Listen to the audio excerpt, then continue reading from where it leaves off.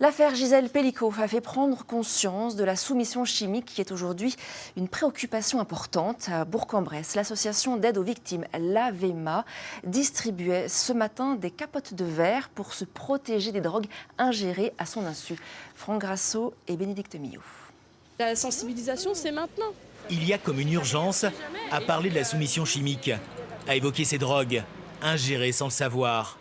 Les bénévoles informent à tout va et distribuent même des capotes de verre. Pour éviter qu'un individu puisse mettre à l'intérieur du verre un cachet ou de la poudre ou autre, enfin tout ça pour faire en sorte que la personne puisse être soumise et après partir sur des agressions sexuelles, des viols ou toute autre chose.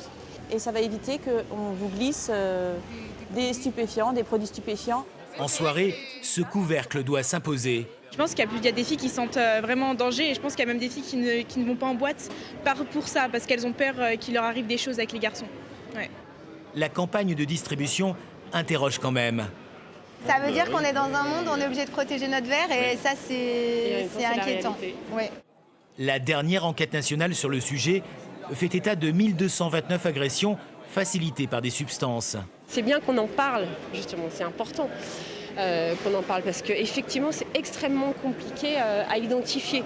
Donc d'où l'intérêt d'en parler encore et encore. L'affaire Gisèle Pelicot a aussi fait comprendre que la vulnérabilité chimique n'a pas d'âge. Mais la justice a encore du mal à distinguer les victimes.